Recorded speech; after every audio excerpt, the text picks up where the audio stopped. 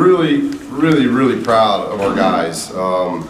Obviously, we got some freshmen that weren't a part of last year, but we got a lot of vets here that were a part of it.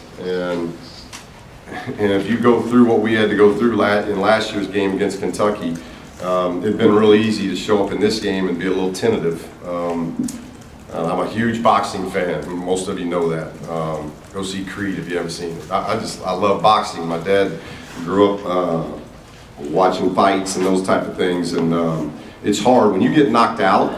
You might want to get back in the ring, but you still probably a little tentative when you know you got smacked, and we got smacked last year. And for our guys to respond the way they responded for 40 minutes, we led that game. I don't know how long we led it for, but we led it for a lot of the 40 minutes. And to do that against this Kentucky team, I've had so much respect for Coach Cal, and the job that he does is phenomenal. And so for our guys to fight the way we fought against the #1 team in the country, it's not like we've gotten off to a blazing start this year, but we're growing. And we didn't get one of these non-league games like this last year. So we're showing some growth. And I just couldn't be more happy, couldn't be more proud of this group of young men. And I think we're going to build a lot of confidence out of this and build a lot of trust together. So it was a great night for us. Where does this win stand, not just at UCLA for you, but throughout your coaching career? Well, we talked about it. When you've had 25 years in it, getting my first win at Manchester, because after I took over Manchester, they were 0-8, so I didn't even know if we'd get a win. So getting your first win is maybe sometimes the toughest. But that season we go 31-0. That before we lost the championship game to Bo Ryan, that was special. But at Iowa we beat UConn, who was ranked #1 in the country. That's my first game at Iowa, so I remember that being a #1 team. The two teams we won at Missouri State to get to the Sweet 16, we were heavy underdogs. So there's been a lot of fun times, but this one is very special just because of, I think, what happened last year. Not only were they the #1 team in the country, but we had 7 points and a half last year. So to turn that around and be able to get a win in here in front of, we had a great crowd, it was fun. Our guys needed it. Our guys needed to have fun in this environment and win. And hopefully we'll build from this. We grew on Sunday against Northridge, we grew again today, and that's what we're trying to do here early in the season, is keep growing. You guys had a good bit of success inside, especially Thomas and those guys. Did that surprise you, considering their size and talent as well? Well, part of the game plan, we wanted to get those bigs going. They're long and athletic. We're big and pretty physical, and we wanted to try to be aggressive right from the start. I think our guards did a good job getting the bigs the ball, and then they made it. They made shots when they had to make shots, and Tom was terrific. Tony a little bit under the weather. He gave us everything he had, and I thought Jonah came in, gave us some really good things, but Thomas was a handful for him. For our sophomore center to get 21 and 11 against this team, and the likes of Scal and who they have. That was an impressive night, and I thought the inability to stop Thomas was huge. Given last year's game and the tentativeness that could happen after that, how important was getting out to an early lead, and could you see the confidence start to grow after that? Yeah, I think what the group from last year really learned was that we didn't panic as coaches last year. We didn't all of a sudden say we were an awful team. We built trust, and we lost some games after that Kentucky. I think we lost, 2 or 3 in a row. 3, Alabama, and then the first 2 in the league. So we lost 3 more after Kentucky. But we didn't panic as a staff. And the coaches, we've been reminding each other here, just winning 1 game in Maui, let's not panic. Let's show growth. Let's keep getting better.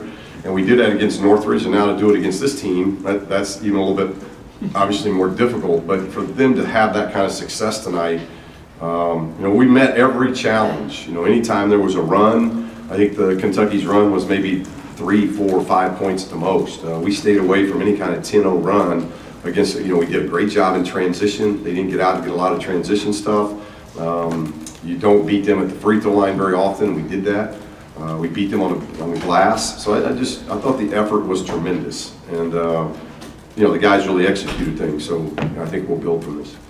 Steve, what was the defensive game plan basically? And you were talking about them not stopping the runs. Is that just the maturity of the team being able to answer? Well, I hope so. They made 8 threes. And I told the team, I said, let's make them make 10, 11, 12 threes to beat us. You can't give them the foul line, you can't give them transition, you can't give them offensive backboard. They do such a good job of not settling. And I think that's what's impressive about them. When you watch them and you look at their numbers, I think 80% of what they get are all paint scores. 80% of their offense is paint scores, and they're really good at it. Most teams that are like that, you can sometimes get them not to settle. Kentucky's not that way. They don't settle. They drive you, hammer the glass. And I just thought our guys, if you board play, we had Aaron with 8, Isaac got 3, Bryce got 5. Our guards rebounded, and I think that really helped us. But we really wanted to play man. We only played a couple of possession zone.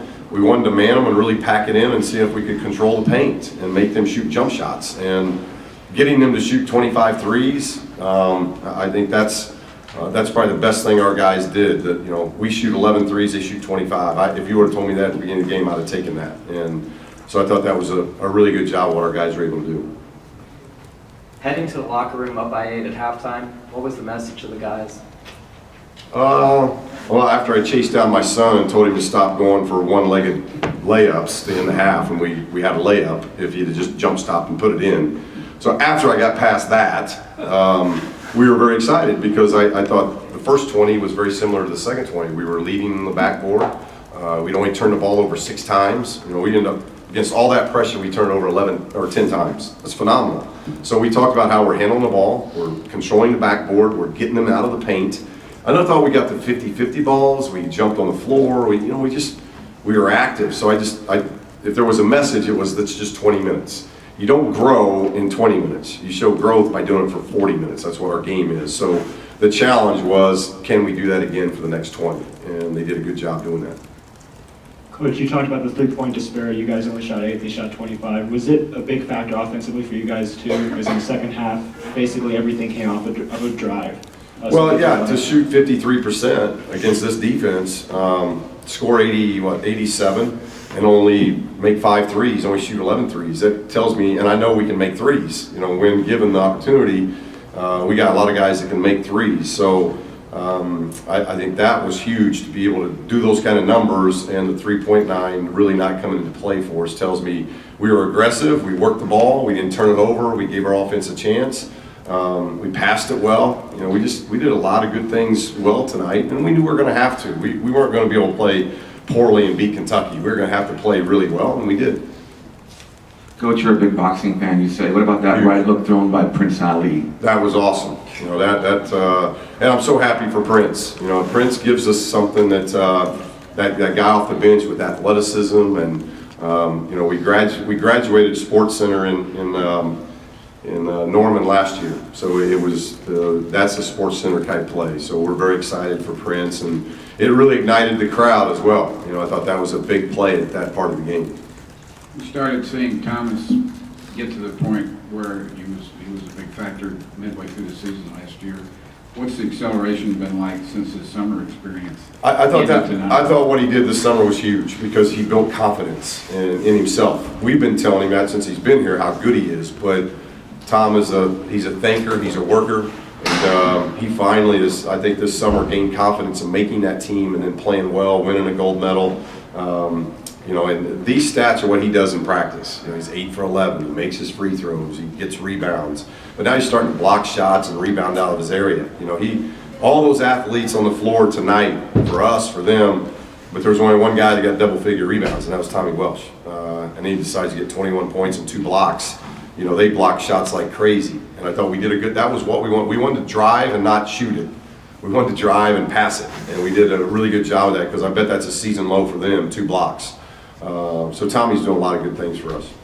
Coach, the atmosphere in here hasn't been this electric in a long time. How do you keep that going with the alumni and the student body, because you guys put on a great performance to keep it going through the season? It was great. Our honorary captain tonight was Michael Warren, one of the all-time greats, and he had a great message for the team in the locker room before the game. After I was done, I wanted him to talk before they took the floor, and he quickly, in about 2 minutes, talked about when he was here and Kareem was a freshman, that the freshman team shocked the entire country because freshmen obviously were ineligible at that time to play, and the freshman team beat the UCLA team that obviously is pretty good, and that just kind of went all through the country as a shock. And he said, you now have that opportunity as a group of young men to shock the country because you've got the #1 team in the country right here in your home. And I thought the guys really enjoyed that. And so having our lettermen back are huge. I saw Barron, I saw Jamal. You know, we see a lot of those guys come back. What Russ is doing for us. I mean,